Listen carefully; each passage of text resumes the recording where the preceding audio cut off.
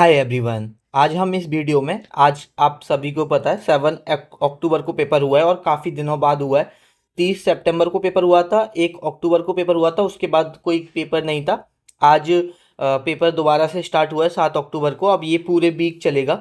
इस पूरे वीक आपका एसएससी एमटीएस का एग्जाम चलने वाला है और ये first shift, second shift, third shift, 3 shift में आज का पेपर हुआ है। इस वीडियो में हम क्या डिस्कस करेंगे? देखो, 1 अक्टूबर की जो शिफ्ट में सवाल पूछे गए थे बहुत ज़्यादा इररेलीवेंट क्वेश्चन थे। तो क्या क्वेश्चन आज भी इररेलीवेंट आए या रेलिवेंट आए, उसके बारे में तो हम बात करेंगे। पेपर का लेवल कैसा रहा है, जो आपकी शिफ्ट है उसका पेपर का लेवल कैसा रहा है, first shift, second shift, third shift, तीनों का हम बात करेंगे। कितने क्वेश्चंस आपके जीके में डुएबल हैं और कितने क्वेश्चन आपके इंग्लिश में डुएबल हैं। ठीक है। और बेसिकली उससे भी ज़्यादा इंपॉर्टेंट टॉप बात करेंगे कि कौन से इंपॉर्टेंट टॉपिक हैं जो आपको अपकमिंग, अगर आपका एग्जाम है तो आपको करनी चाहिए।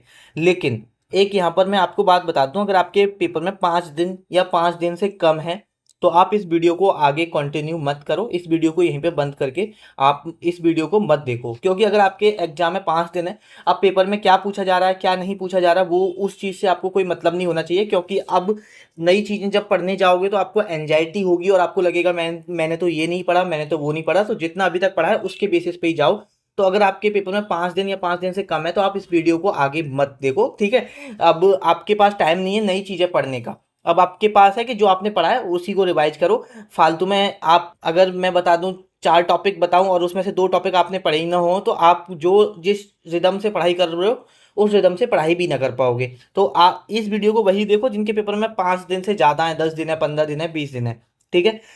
तो चलिए वीडियो को शुरू कर लेते हैं। देखो, वीडियो को शुरू करने से पहले अगर आप मॉक नहीं दे रहे हो तो मॉक देना बहुत ज़्यादा ज़रूरी है। अभी तो मेमोरी बेस्ड टेस्ट भी आ गए हैं जो एमटीएस के पेपर हो रहे हैं, तो आप जाके टेक्स्ट बुक पे मॉक दे सकते हो। और लगभग 800+ एग्जाम्स के मॉक आप टेक्स्ट बुक के एक सब्सक्रिप्शन लेके दे सकते हो।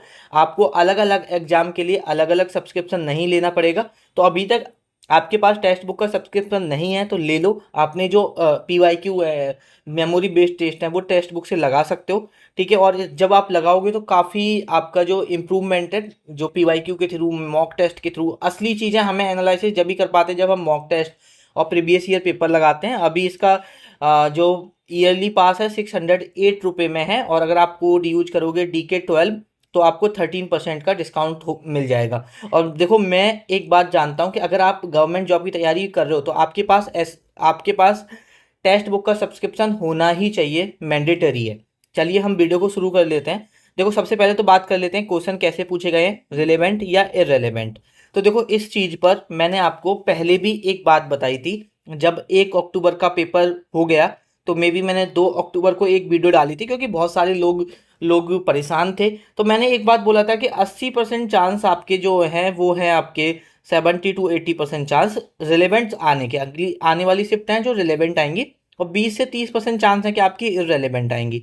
तो मैंने उस वक्त भी आपको एक बात बोली थी कि आप या तो इररेलेवेंट सोच के ये 20% के चक्कर में आप पढ़ो मत, या आप ये रिलेवेंट सोच के 70 से 80% चांसेस है कि रिलेवेंट क्वेश्चन पूछे जाए आने वाली शिफ्ट में, आप पढ़ लो। तो देखो, वही हुआ। आज की तीनों शिफ्ट में से एक भी शिफ्ट कोई बच्चा ये नहीं कह सकता जो पढ़ के गया है कि भाई मैं पढ़ के गया हूँ, पेपर में पता नहीं क्या पूछ लिया। देखो, 2 4 5 6 सवाल इररिलेवेंट हो सकते हैं, वो 4 सवाल 5 सवाल भी अगर इररिलेवेंट है तो वो हमारी शिफ्ट ऐसी नहीं मानी जाएगी कि इररिलेवेंट सवाल पूछ लिए पूरी शिफ्ट में। देखो, इररिलेवेंट शिफ्ट जब मानी जाती है जब 10 15 क्वेश्चन ही बकवास पूछ लिए। 2 4 क्वेश्चन तो एसएससी हमेशा से पूछता ही है, ऐसे सवाल पूछेगा जो शायद नहीं पता हो, अगर तुक्का मारा और सही चला गया तो वो बात अलग है। बहुत कम बच्चों को उनके आंसर्स पता होते हैं। तो जो आज तीनों शिफ्ट आई हैं वो रिलेवेंट आई हैं। और देखो, 70 से 80% चांस मैं फिर कह रहा हूँ कि रिलेवेंट शिफ्ट आने के ही हैं। तो अगर आप एमटीएस के लिए बहुत टाइम से मेहनत कर रहे हो तो पढ़ते रहो।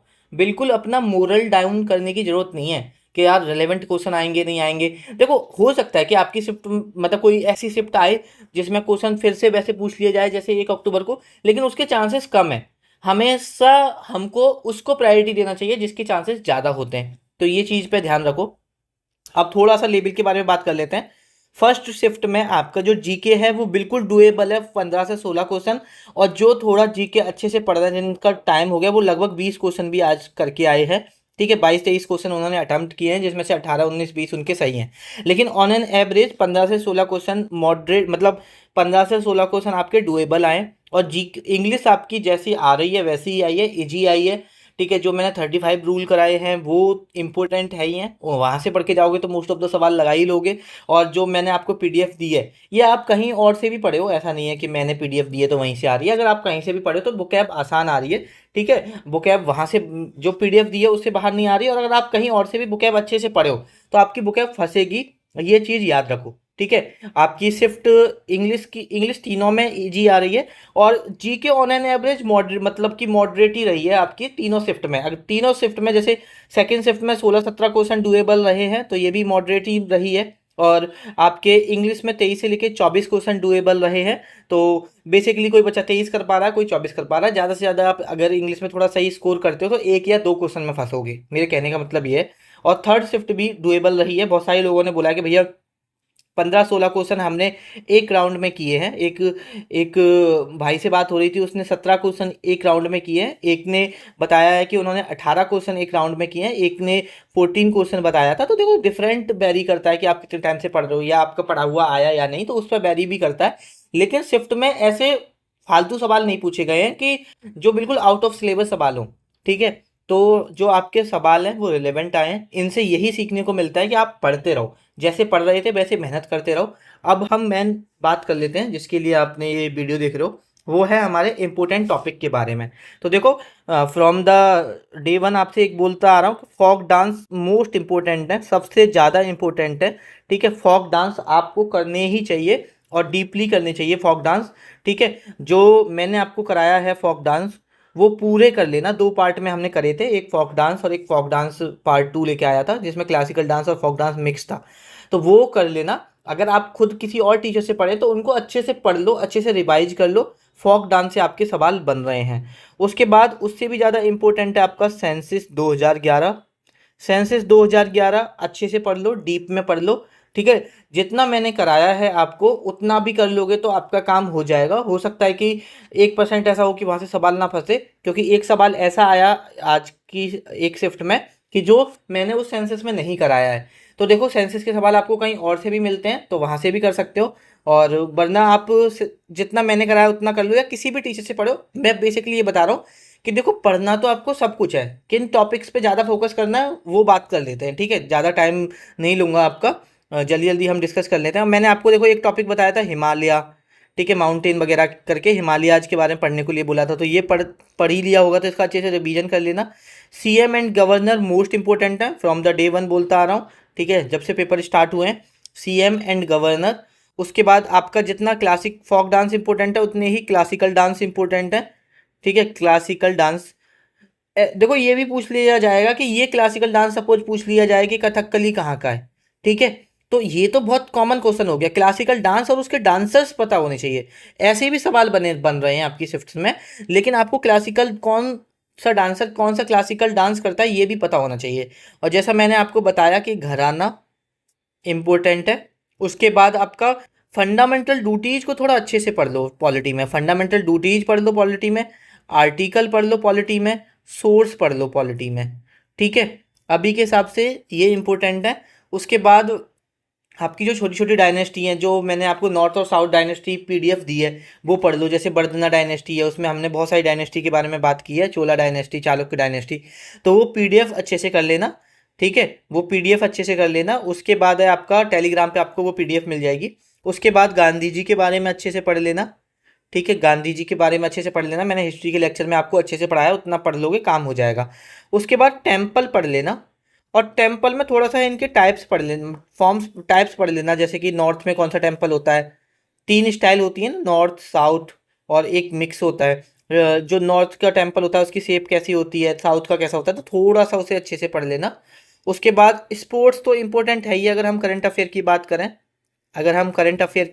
करंट अफेयर की, तो स्पोर्ट्स काफ़ी इंपॉर्टेंट है। और थोड़ा सा WPL के बारे में पढ़ लो, थोड़ा सा IPL के बारे में पढ़ लो। आपको स्पोर्ट्स सारा पढ़ना है। ठीक है, लेकिन मैं आपको कुछ टॉपिक बता रहा हूँ, जैसे WPL है, IPL है, या कोई चैंपियन क्रिकेट, मतलब बेसिकली स्पोर्ट्स में क्रिकेट को थोड़ा अच्छे से कर लेना, मैं ये कहना चाह रहा हूँ, है ना।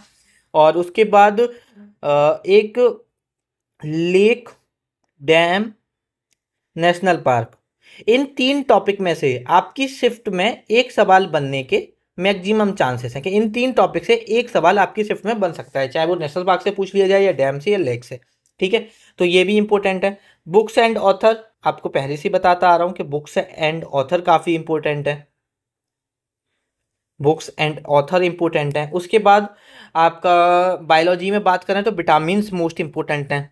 विटामिन्स एंड मिनरल्स, किसकी डेफिशिएंसी से क्या बीमारी होती है ये आपको पता होना चाहिए। विटामिन्स एंड मिनरल्स के बारे में अच्छे से पढ़ लेना। ठीक है, विटामिन्स मैंने आपको बायोलॉजी के लेक्चर में कराई हैं, जो कंप्लीट बायोलॉजी उसमें मिनरल्स नहीं कराई, तो मिनरल्स आप कहीं और से कर लेना। ठीक है, उसके बाद हम बात करते हैं स्कीम की। तो देखो स्कीम काफ़ी इंपॉर्टेंट है, कर लेना स्कीम। उसके बाद है आपका स्कीम हो गया, नॉर्थ साउथ डायनेस्टी हो गई। आपको मैं ये भी बोलता आ रहा हूँ मौर्यन पीरियड। देखो हो सकता है कि मौर्यन पीरियड से आपकी सवाल, देखो एक ही सवाल आएगा, या तो मौर्यन पीरियड से आएगा या गुप्ता डायनेस्टी से आएगा या इंडस वैली सिविलाइजेशन से आएगा। इन 3 टॉपिक से मिलके एक सवाल आने के चांसेस आपके शिफ्ट में बहुत ज़्यादा है। ठीक है, उसके बाद इकोनॉमिक्स में एक तो मैंने आपको वो बताया है कि कौन सा कैपिटल एक्सपेंस है, कौन सा रेवेन्यू एक्सपेंस है, ये सारी चीज़ें आपको पता होनी चाहिए। उसके बाद थोड़ा सा जीडीपी जीएनपी के बारे में पढ़ लेना, जीडीपी जीएनपी इनके बारे में पढ़ लेना। इकोनॉमिक्स में बेसिकली जितना मैंने आपको कराया है वो लेक्चर मोर देन इनफ है। उसके बाद देखो मैंने आपको हिस्ट्री के लेक्चर में कराए थे समाज, सोसाइटीज कराई थी, जैसे प्रार्थना समाज है, आर्य समाज है, ब्रह्मो समाज है, और उसके फाउंडर कराए हैं, वो कहाँ पर फाउंड हुई, कौन सी ईयर में फाउंड हुई, वो कराइए। तो वो पेपर पॉइंट ऑफ व्यू से काफ़ी इंपॉर्टेंट है, उसे पढ़ लेना। और देखो मैंने जो फिजिक्स का लेक्चर कराया उसमें वेक्टर और स्केलर क्वांटिटी के बारे में भी जिक्र किया था। तो बेसिकली फिजिक्स का लेक्चर जितना मैंने कराया एटलीस्ट उतना तो कर ही लेना। ठीक है, उतना मोर देन इनफ रहेगा आपके लिए। और ये कुछ इंपॉर्टेंट टॉपिक है, आप देखो जितना पढ़ो, पढ़ना आपको सब है, लेकिन इन सब टॉपिक्स को एकदम घोल के पी जाओ, अच्छे से घोल के पी जाओ, है ना। और यहाँ पर हम क्वेश्चन शेयर नहीं करेंगे, ना ही हम और किसी वीडियो में करते हैं। और अब एक इम्पोर्टेंट बात कर लेता हूँ, ये इंपॉर्टेंट टॉपिक तो हमने बात कर ली। देखो मैंने एक व्हाट्सएप नंबर प्रोवाइड किया है आपको कि आपकी शिफ्ट कैसी आई, आपने कितना अटेम्प्ट किया। अगर आप टॉपिक बताना चाहते हो, क्वेश्चन बताना चाहते हो तो वो भी बता सकते हो, लेकिन अपना फीडबैक जरूर शेयर किया करो, ये मैंने आपको बोला है वो नंबर देके। अब उस नंबर पर बहुत सारे मैसेजेस आते हैं, मोर देन 200 300 प्लस मैसेज हैं, रिव्यू के नहीं। ठीक है, फीडबैक जो देते हैं उनको तो चलो मैं देखता हूँ, लेकिन बहुत सारे सवाल ऐसे होते हैं कि भैया मेरा मार्क्स स्टक हो गया है, मेरा 14 नवंबर को पेपर है, या मेरा 10 नवंबर को पेपर है, या मेरा 20 अक्टूबर को पेपर है, मुझे मार्गदर्शन कर दो, मेरे को गाइड कर दो, मेरे को ये समझा दो भैया, मेरे को ये समझा दो। आप अपनी जगह सही हो, है ना, लेकिन आप थोड़ा सा मुझे समझो भाई। मैं ये नहीं कह रहा कि आप गलत हो, जिसको हम मानते हैं कि तो हमें लगता है यार ये थोड़ी सी बता देगा तो हम शायद सही कर लेंगे। लेकिन मैं आपसे एक बात बताता हूँ, मैं ये अपना एक जॉब है जो वो कर रहा हूँ। अभी मैंने, आप अगर व्हाट्सएप चैनल से जुड़े हुए हो तो मैं आपको बताऊँ, मैं अभी जीडी का जो क्लासेस आएंगी, अभी कुछ टाइम बाद जीडी की क्लासेस आने लगेंगी आपको, हिस्ट्री, ज्योग्राफी, पॉलिटी। और ऐसा नहीं है कि वो जीडी की क्लासेस होंगी, आप कोई भी एग्जाम दे रहे हो उन क्लासेस को देख लेना, वो मोर देन इनफ रहेंगी। इस तरह से मैं कंटेंट प्रिपेयर कर रहा हूँ, है ना।